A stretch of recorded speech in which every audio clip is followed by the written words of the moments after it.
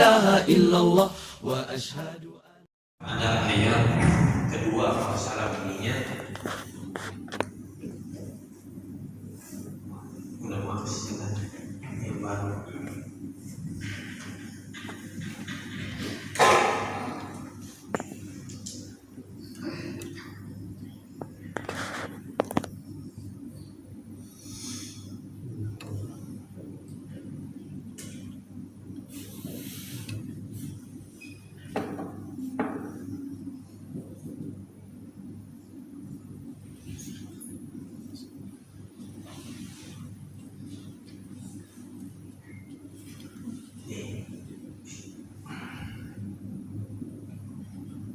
Kira-kira nih yang hafal Al-Quran atau yang nggak hafal itu apa? Kira-kira bacanya apa?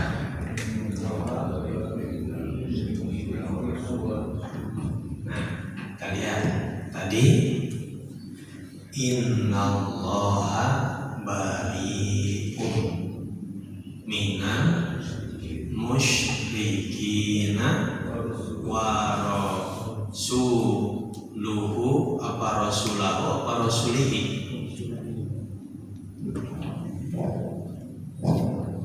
Ayo wa rasuluh, yakin rasuluh. Ini nanti salah harokat artinya fatal. Bahkan bisa mengeluarkan seseorang itu kalau dia tahu artinya dengan sengaja dia ucapin bisa keluar dari Islam. Nggak tanggung-tanggung, tapi dia harus paham, ngerti. Kalau nggak ngerti awam nggak ada. Itu apa sukunin aja wa rasul gitu. Yang apa? Surat Taubah masih innallaha bari'un minal musyrikina wa rasuluhu wa rasulahu wa rasulihi. Ya kayak saya voting nggak wa rasuluhu berapa orang? Wa rasulahu berapa? Wa rasulihi berapa? Kalau kita tahu bahasa Arab, sekalipun kita nggak hafal Al-Quran, insya Allah kita pasti bisa baca. Tapi kalau kita hafal Quran yang kurang mungkin, terkadang kita akan salah bacanya. Ada yang bawa handphone, lihat nanti ya surat Taubah kalau masalah ayat 2 belum jauh.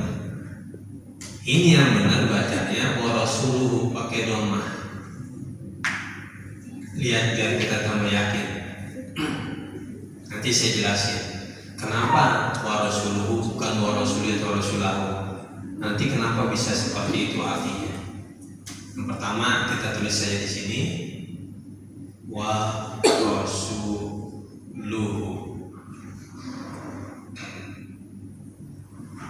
Yang kedua wa rasulahu. Wa rasulihi.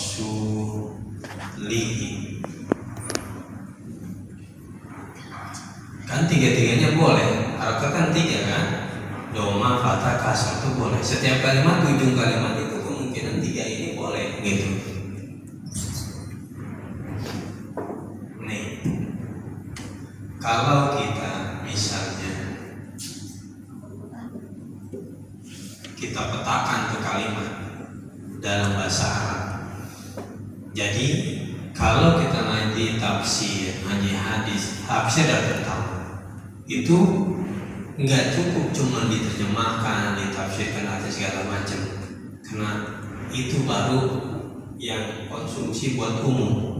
Tapi kalau kita mau benar-benar ngaji tafsir, kita harus pretelin, kita jelasin dari awal kalimatnya seperti ini.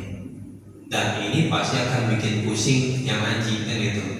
Ngaji sekali besok udah nggak pulang lagi. Kenapa? Bingung gua itu tadi apaan gitu kan segala macam. Supaya kita mendapatkan makna yang sesungguhnya itu. Ini inna, ini huruf taukid, artinya penegasan, penekanan. Sesungguhnya. Tuh. Kenapa itu kalimat muncul? Itu untuk penekanan. Kalau bilang Allahu, Allah bariun, Allah melepaskan dirinya, Allah tidak peduli. Tapi ketika sesungguhnya Allah tidak peduli, melepaskan dirinya, ada penekanan nggak di situ? Nah, itu gara-gara cuma huruf inna doang, nilai kalimatnya berubah. Yang tadi datar, saya nggak suka. Sesungguhnya saya nggak suka, mana beda kan? Beda penekanannya. Itu cuma gara-gara huruf inna. Coba kita belajar tafsir nanti kayak gitu. Kira-kira bisa gak tuh kita kayak gitu? Insya Allah ya gitu. Itu baru benar-benar ngaji namanya itu. Bukan cuma terjemahan itu doang, bukan. Tuh, ini kemarin udah kita ngomong Allah ini jadi mubtada, bariun jadi khobar kemarin, masih ingat kan? Ingat aja dah gitu ya. Min itu huruf jar. Iya, huruf jar yang kemarin yang bikin kasroh kalimat sesudahnya, atau penggantinya kasroh nanti kayak ini ya, gitu ya. Min huruf jar, saya tulis saja dah. Cuma ini gara-gara ada huruf inna nih, dia berubah kedudukannya. Yang tadinya mubtada dia jadi isim, isimnya inna. Ini tetap khobar, cuma khobarnya inna gitu. Nah, minal musyrikin ini gara-gara ada min, dia harus sifatnya khafat atau kasroh. Cuman dia karena jamak muannats salim dia pakai ya.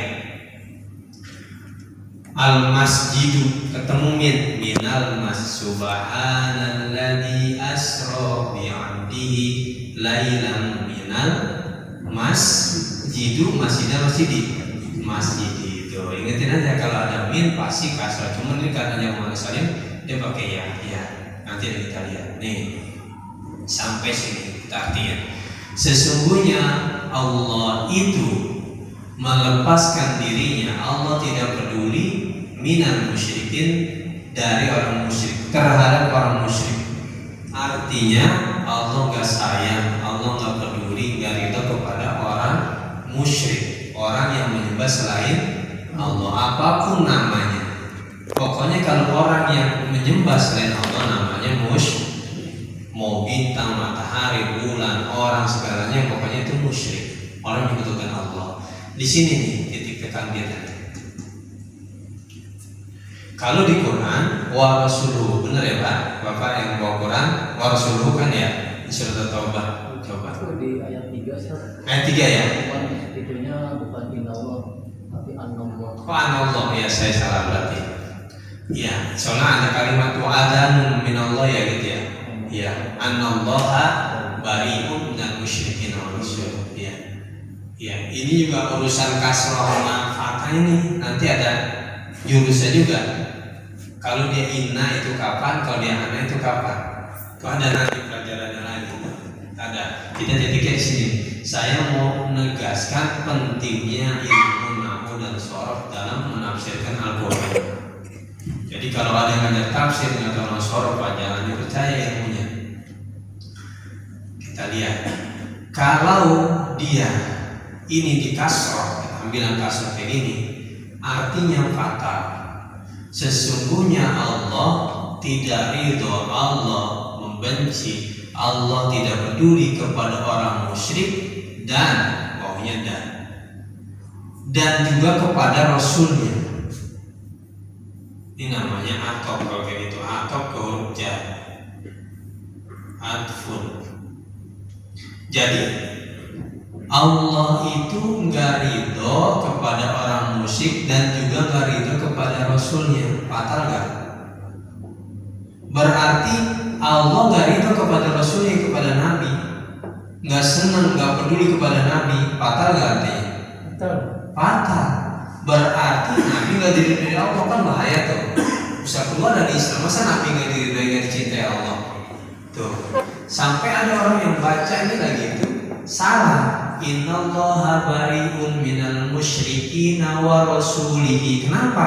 Karena ini tadi nih, min tadi kan fungsinya mengkasrohkan kalimat yang sesudahnya. Nah ini kasroh atau ya, ini kasroh tuh kan deket tuh, nempel, namanya atop itu. Jadi dia atopkan, dia sambungkan wa rasulihi ke sini. Jadi terjemahinnya sesungguhnya Allah melepaskan dirinya, Allah nggak peduli, nggak cinta kepada orang musyrik dan juga kepada Nabi juga cinta. Fatal kan artinya? Cuman gara-gara kasroh. Makanya ditegur sama sahabat orang yang baca tadi, hei salah kamu, bukan wa rasulihi. Sebelumnya dia ngomong, nggak Nabi ya Rasulullah, saya nggak cinta engkau lah dari dalam engkau. Kenapa? Ini ayat itu katanya, Allah nggak senang kepada orang musyrik dan juga kepada Rasul. Kalau itu saya juga bariun minal rasulihi, saya juga melepaskan diri, nggak peduli, nggak cinta kepada Rasul gitu. Kata Nabi nggak, bukan begitu, salah kamu bacanya tuh. Karena kita nggak tahu artinya, udah pokoknya asal suaranya enak bener aja bacanya kan gitu. Padahal salah kan? Salah tuh. Tapi yang benar wa rasuluhu. Nah, wa rasuluhu ini ada kalimat yang dibuang.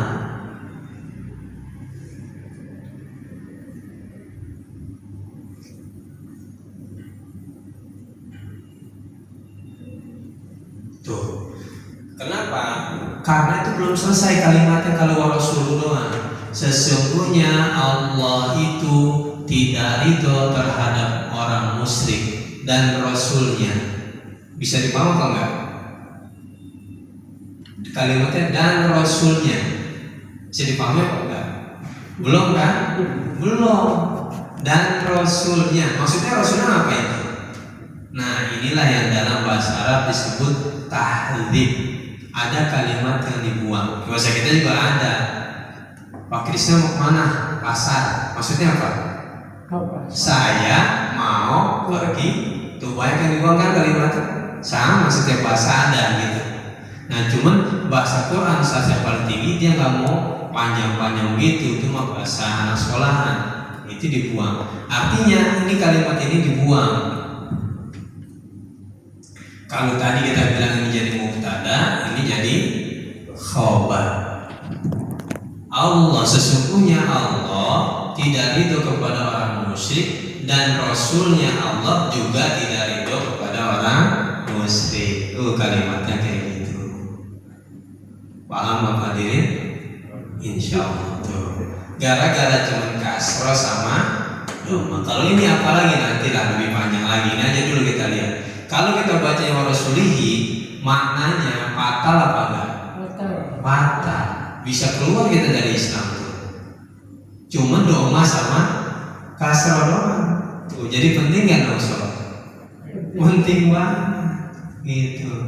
Kalau kata ulama, orang yang mengajarkan ilmu syariat tapi nggak bisa nasroh, la iqbalu ilmunya nggak direken, nggak bisa dianggap. Sekalipun titelnya profesor, dokter segala macam, kalau dia ngajar Quran hadis nggak bisa nahu, kecuali kalau profesor jurusan lain itu lain ya kan gitu. Karena kalau kita mau jujur Bapak hadirin, Imam Syafi'i titelnya apa? Profesor, doktor, MM, MPD, apa Imam Syafi'i? Imam. Yang orang kemarin dari sana Syekh Abdul Aziz bin Bas, dia doktor, profesor bukan? Syekh Utsaimin. Enggak, dia cuma ngaji doang di kampungnya. Tapi dia jadi dosen, bahkan yang ngelulusin doktor-doktor, profesor di Saudi. Padahal dia bukan dokter setahu saya, bukan profesor dalam bidang agama.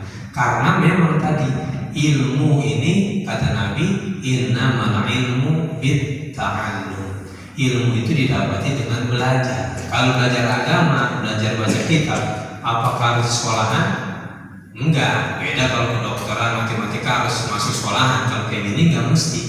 Asal dia serius belajar, nih ngaji kayak gini, dia serius 10 tahun bisa baca kitab, bisa ilmunya gitu. Tapi dia di kampus nyampe dokter, dia sampai bikin disertasi, tapi nggak pernah belajar baca kitab, langsung bisa nggak kira-kira? Nggak bisa tuh. Jadi beda.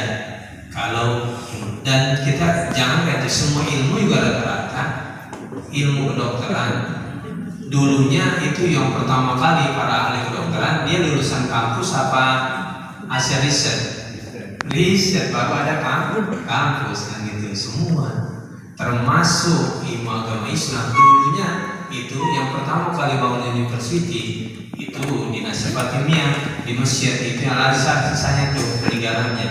Tapi sebelumnya di zaman Nabi ada universitas? Nggak ada. Ngajinya di mana? Di Masjid Nabawi, ya kan?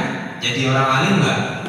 Bukan alim pinter lagi, Bahrul Ummah. Sayyidina Abdullah bin Abbas itu jebolan Masjid Nabawi. Jadi profesor dokter ahli tafsir nggak ada lagi yang Imam Syafi'i dulu sana. Nggak ada universitasnya. Semua ngaji kayak gini tuh. Jadi orang itu segala macam ya. Artinya dimanapun kalau kita ngaji kita serius insya Allah bisa ya. Gak mesti di sekolahan. Di sekolahan kalau nggak belajar kayak gini ya nggak bisa gitu ya. Kita kembali ke materi pagi ini. Saya mau ngomong tentang pentingnya ilmu nahwu sharaf.